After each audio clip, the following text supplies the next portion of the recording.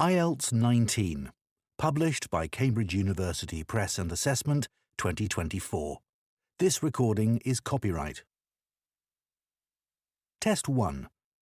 This is the IELTS listening test. You will hear a number of different recordings and you will have to answer questions on what you hear. There will be time for you to read the instructions and questions and you will have a chance to check your work. All the recordings will be played once only. The test is in 4 parts. At the end of the test, you will be given 10 minutes to transfer your answers to an answer sheet. Now turn to Part 1.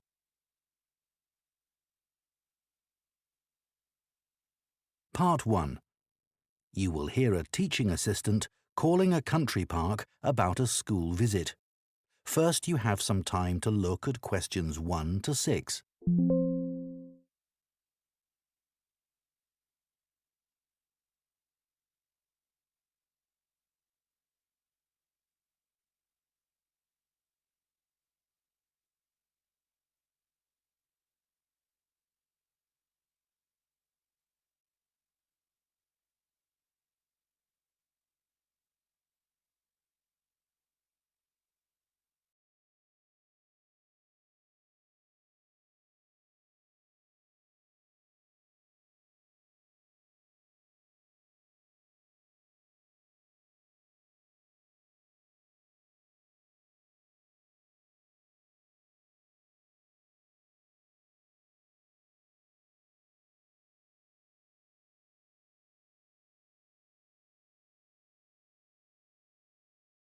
Two of our classes. OK. What would you like to know? Well, I'm new to this area, so perhaps you could tell me something about the park first, please. Of course. Altogether, the park covers 170 acres. That's 69 hectares. There are 3 main types of habitat: wetland, grassland and woodland. The woods are well established and varied, with an oak plantation and other areas of mixed species. Right. The wetland is quite varied too. The original farmland was dug up around 40 years ago to extract gravel. Once this work was completed, the gravel pits filled with water, forming the 2 large lakes. There are also several smaller ones, ponds, and a stream that flows through the park. OK, so I suppose with these different habitats, there's quite a variety of wildlife. There certainly is. A lot of different species of birds and insects, and also animals like deer and rabbits. And I understand you organise educational visits for school parties. That's right. We can organise a wide range of activities and adapt them to suit all ages. Can you give me some examples of the activities? Well, one focus is on science, where we help children to discover and study plants, trees and insects. They also collect and analyse data about the things they see. Another focus is on geography. The park is a great environment to learn and practice reading a map and using a compass to navigate around the park. Do you do anything connected with history? Yes, we do. For instance, the children can explore how the use of the land has changed over time. Then there's leisure and tourism. That focuses on your visitors, I would imagine. Yes, mostly. The children find out about them, their requirements, the problems they may cause, and how we manage these. And another subject we cover is music. Here the children experiment with natural materials to create sounds and explore rhythm and tempo. That must be fun. Most children really enjoy it.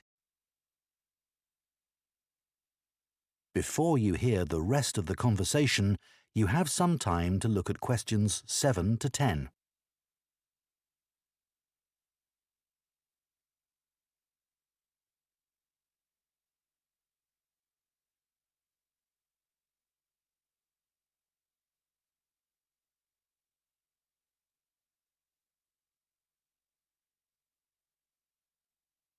Now listen and answer questions 7 to 10. And of course, all the activities are educational too. Learning outside the classroom encourages children to be creative and to explore and discover for themselves. I would imagine they get a sense of freedom that might not be a normal part of their lives. That's right. And very often, the children discover that they can do things they didn't know they could do, and they develop new skills. This gives them greater self-confidence. It sounds great. So, what about the practical side of it? How much does it cost for a full-day visit? We would expect to bring between 30 and 40 children. If there are over 30, it costs £4.95 for each child who attends on the day. We invoice you afterwards, so you don't pay for children who can't come because of sickness, for example. There's no charge for leaders and other adults, as many as you want to bring. That sounds very fair. Well, thanks for all the information. I'll need to discuss it with my colleagues, and I hope to get back to you soon to make a booking. We'll look forward to hearing from you. Goodbye. Goodbye, and thank you. That is the end of Part 1. You now have 1 minute to check your answers to Part 1.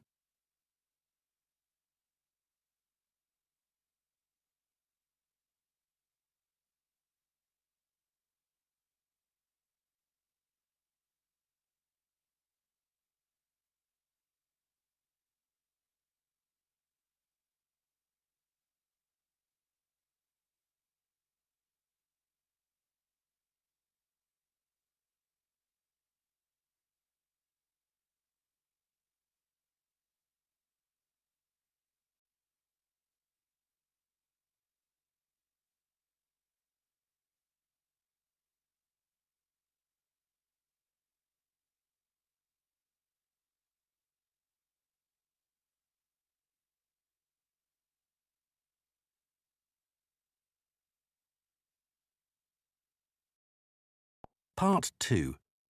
You will hear the chairman of Stanthorpe Twinning Association, which organises the link between Stanthorpe in England and a town in France, talking to members about the year's events. First, you have some time to look at questions 11 to 15.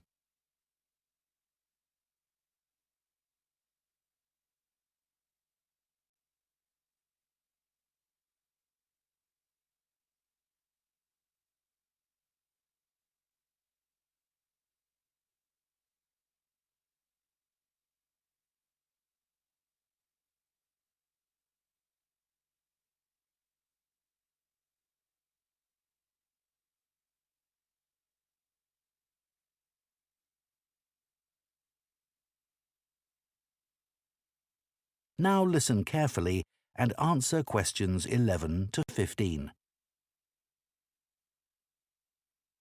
It's great to see so many members of the Twinning Association here tonight. Since the twinning link between our two towns, Stanthorpe here in England and Malat in France, was established, the relationship between the towns has gone from strength to strength. Last month, 25 members of the association from Stanthorpe spent a weekend in Malat. Our hosts had arranged a great programme. We learned how cheese is produced in the region and had the chance to taste the products. The theme park trip had to be cancelled, but we all had a great time on the final boat trip down the river. That was the real highlight. This is a special year for the association because it's 25 years since we were founded. In Malat, they're planning to mark this by building a footbridge in the municipal park. We've been discussing what to do here, and we've decided to plant a poplar tree in the museum gardens. We considered buying a garden seat to put there, but the authorities weren't happy with that idea. In terms of fundraising to support our activities, we've done very well. Our pancake evening was well attended and made record profits. And everyone enjoyed the demonstration of French cookery, which was nearly as successful. Numbers for our film show were limited because of the venue, so we're looking for somewhere bigger next year. We're looking forward to welcoming our French visitors here next week, and I know that many of you here will be hosting individuals or families. The coach from France will arrive at 5 p.m. on Friday. Don't try to do too much that first evening, as they'll be tired, so have dinner in the house or garden rather than eating out. The weather looks as if it'll be okay, so you might like to plan a barbecue. Then the next morning's market day in town, and that's always a good place to stroll round. On Saturday evening, we'll all meet up at the football club, where once again we'll have Toby Sharp and his band performing English and Scottish country songs.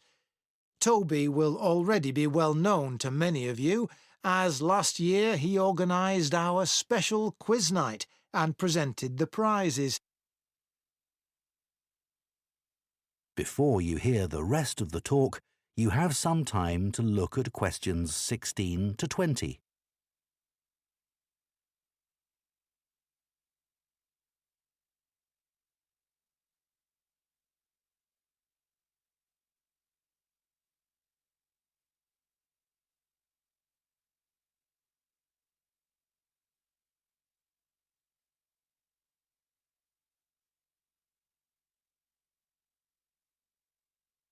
Now listen and answer questions 16 to 20.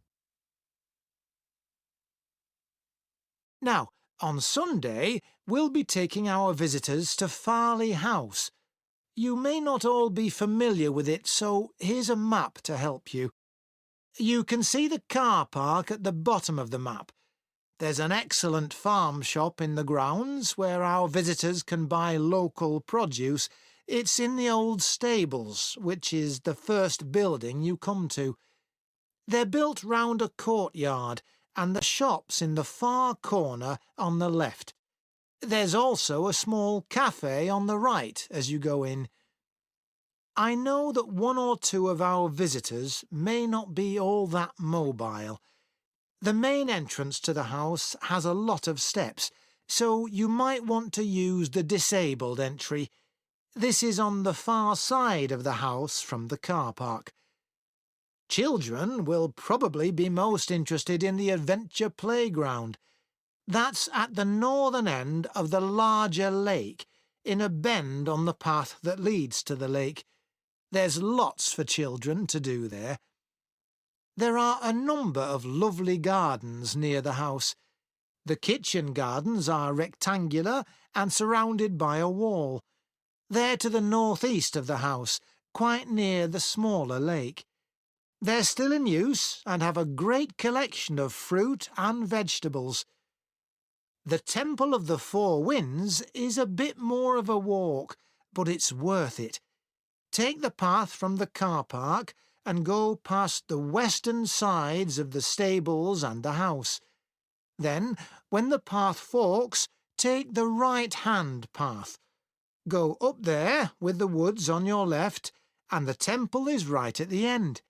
There are great views over the whole area. OK, so That is the end of part 2. You now have 30 seconds to check your answers to part 2.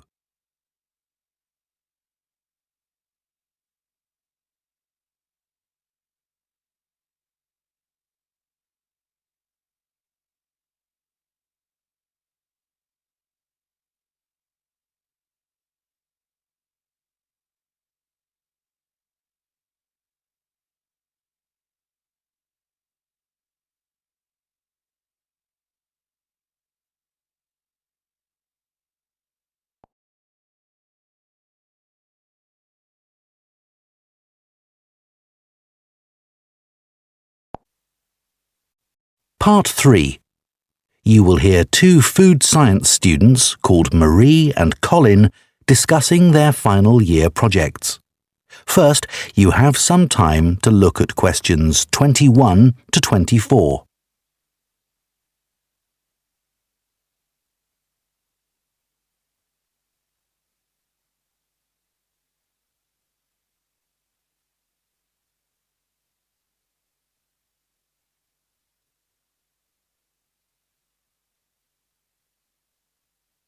Now listen carefully and answer questions 21 to 24. I haven't seen you for a bit, Marie. No, I've been busy with my project. You're making a vegan alternative to eggs, aren't you? Something that doesn't use animal products. Yes, I'm using chickpeas.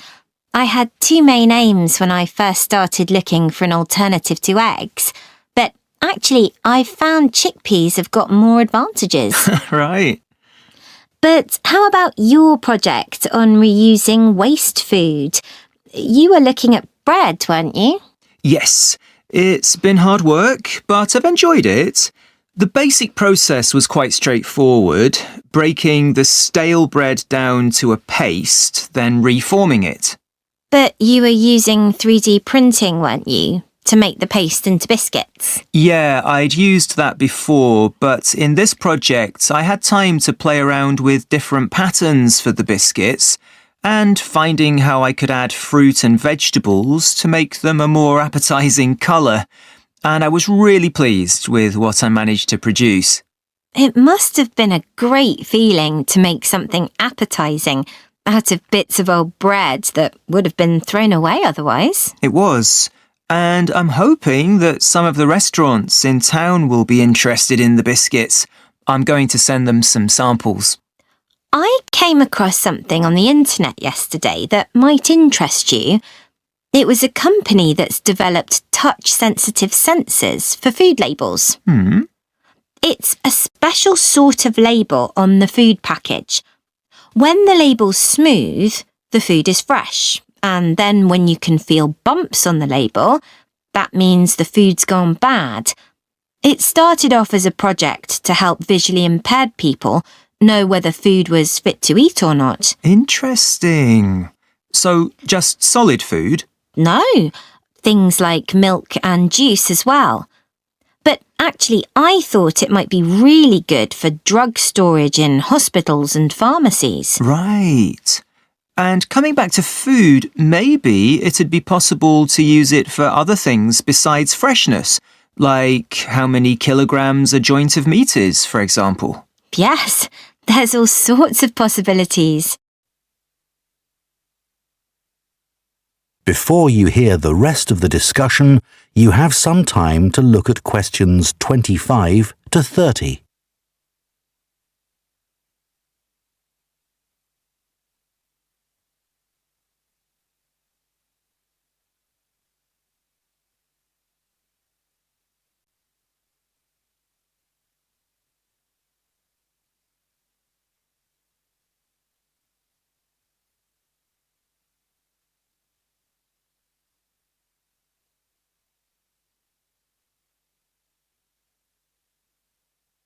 Now listen and answer questions 25 to 30. I was reading an article about food trends predicting how eating habits might change in the next few years. Oh, things like more focus on local products. That seems so obvious, but the shops are still full of imported foods. Yes, they need to be more proactive to address that. And somehow motivate consumers to change, yes. One thing everyone's aware of is the need for a reduction in unnecessary packaging. But just about everything you buy in supermarkets is still covered in plastic. The government needs to do something about it. Absolutely. It's got to change. Do you think there'll be more interest in gluten and lactose-free food? For people with allergies or food intolerances? I don't know. Lots of people I know have been buying that type of food for years now. Yes, even if they haven't been diagnosed with an allergy. That's right. One thing I've noticed is the number of branded products related to celebrity chefs. People watch them cooking on TV and then buy things like spice mixes or frozen foods with the chef's name on. I bought something like that once, but I won't again. Yeah, I bought a ready-made spice mix for chicken, which was supposed to be used by a chef I'd seen on television, and it didn't actually taste of anything. Did the article mention ghost kitchens used to produce takeaway food? No, what are they? Well, they might have the name of a restaurant, but actually they're a cooking facility just for delivery meals. The public don't ever go there. But people aren't aware of that. It's all kept very quiet. So people don't realise the food's not actually from the restaurant? Right. Did you know more and more people are using all sorts of different mushrooms now to treat different health concerns? Things like heart problems. They might be taking a big risk there. Yes, it's hard to know which varieties are safe to eat. Anyway, maybe now we should... That is the end of part 3. You now have 30 seconds to check your answers to part 3.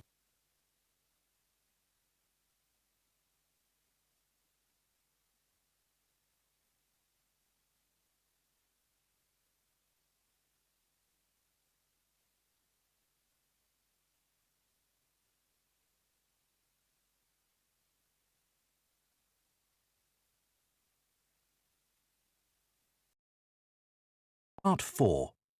You will hear an archaeology student giving a presentation on an important site in Ireland called the Cagey Fields. First, you have some time to look at questions 31 to 40.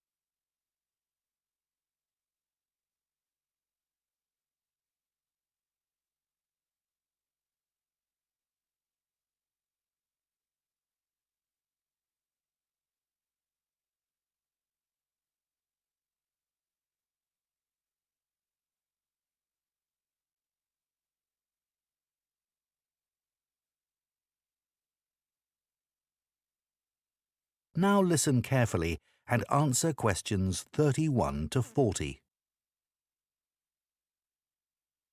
For my presentation today, I'm going to talk about the Cagey Fields in the northwest of Ireland, one of the largest Neolithic sites in the world.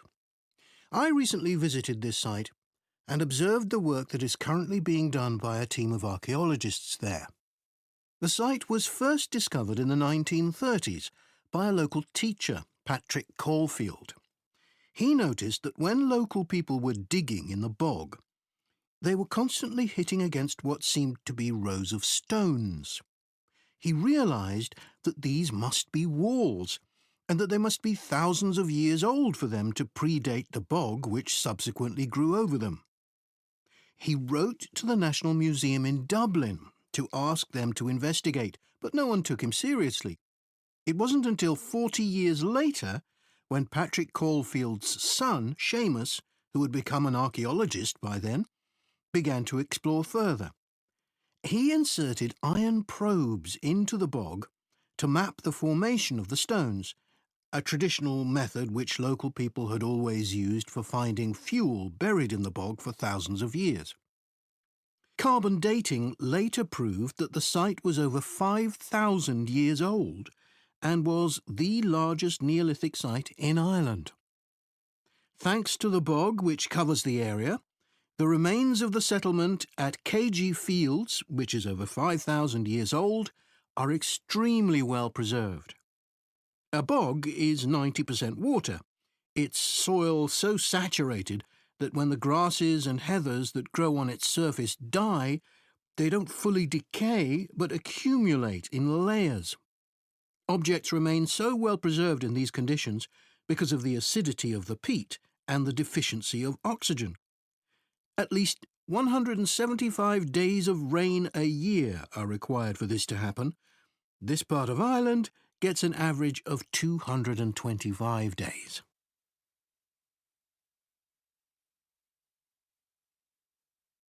The Neolithic farmers at KG would have enjoyed several centuries of relative peace and stability. Neolithic farmers generally lived in larger communities than their predecessors, with a number of houses built around a community building. As they lived in permanent settlements, Neolithic farmers were able to build bigger houses. These weren't round, as people often assume, but rectangular, with a small hole in the roof that allowed smoke to escape. This is one of many innovations and indicates that the Neolithic farmers were the first people to cook indoors. Another new technology that Neolithic settlers brought to Ireland was pottery. Fragments of Neolithic pots have been found in KG and elsewhere in Ireland. The pots were used for many things, as well as for storing food. Pots were filled with a small amount of fat, and when this was set alight, they served as lamps. It's thought that the KG fields were mainly used as paddocks for animals to graze in. Evidence from the KG fields suggests that each plot of land was of a suitable size to sustain an extended family.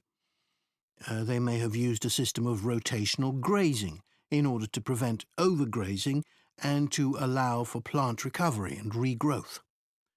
This must have been a year-round activity, as no structures have been found which would have been used to shelter animals in the winter. However, archaeologists believe that this way of life at KG ceased abruptly. Why was this? Well, several factors may have contributed to the changing circumstances. The soil would have become less productive and led to the abandonment of farming. The crop rotation system was partly responsible for this, as it would have been very intensive and was not sustainable. But there were also climatic pressures too. The farmers at KG would have enjoyed a relatively dry period, but this began to change, and the conditions became wetter as there was a lot more rain. It was these conditions that encouraged the bog to form over the area, which survives today. So now I'd like to show you some... That is the end of Part 4. You now have 1 minute to check your answers to Part 4.